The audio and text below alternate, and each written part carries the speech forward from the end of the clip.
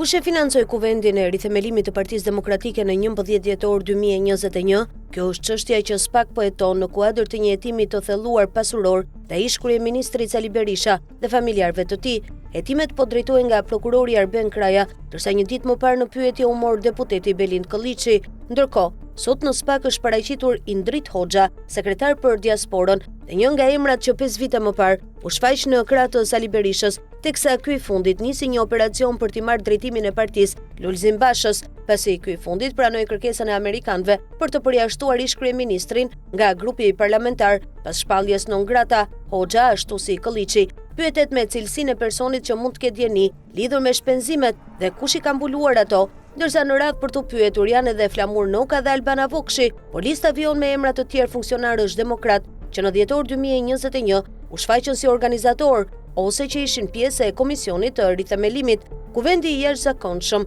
sikundër u cilësuan ato kohë, u mbajt në stadiumin Air Albania, sikundër emërtohej në ato kohë stadium kombëtar, dhe dukej se ky vend u zgjodh për treguar forcën që Sali Berisha kishte në raport me Lulzim Bashën, sa i takon antarësisë së PD-s. Mbi 10.000 antar, sikundër raportohen ato kohë nga rithemelimi, u mblodhën në stadium për të vendosur shkarkimin e Lulzim Bashës, si kryetari i PD-s dhe zgjedhjen e Sali Berishës. Shfaqja pompoze, në një mënyrë ose një tjetër, tregoi gjithashtu edhe fuqinë e Berishës, jo thjesht në raport me numrin e antarëve, por edhe me mënyrën se si ai kishte vendosur të rikthehej aktivisht në krye të PD-s, përmes një spektakli duke sfiduar edhe temperaturat e acarta të 5 viteve më parë. Asnjë nga organizatorët nuk kishte menduar se do të vinte një ditë kur SPAK do të hetonte edhe mbi atë se kush e sponsorizoi aktivitetin apo nga buruan fondet për organizimin e kuvendit të jashtëzakonshëm. Zyrtarisht, Partia Demokratike drejtuar nga Sali Berisha nuk deklaroi asnjë shifër se sa kushtoi ky aktivitet, edhe pse u premtua se gjithçka do të bëhej publike,